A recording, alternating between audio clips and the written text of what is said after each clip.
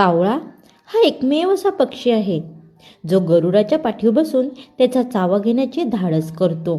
पण गरुड त्याच्याशी भांडत नाही बरं का. तो आपली ऊर्जासुद्धा वाया घालवत नाही.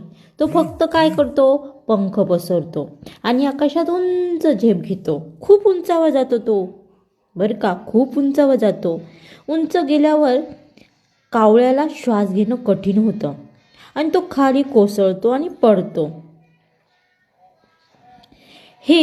ह्या गोष्टीतून आपल्याला काय समजतं, हेच तर आपल्या आयुष्याचं सत्य आहे. आपल्या भोवतीही काही लोक असतात, ते डोमणे मारतात, बदनामी करतात, आपल्याला खाली खेचण्याचा प्रयत्न देखील करतात. त्यांना उत्तर देण्यात वेळ अजिबात घालू नका, कारण तुमच्याबरोबर जे असतात ते तुम्हाला घडवतात आणि जे विरोधात असतात ते तुम्हाला मोडू पाहतात.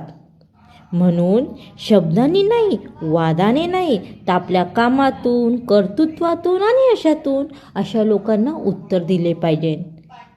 हो की नाही? स्वतःवरती विश्वास ठेवा.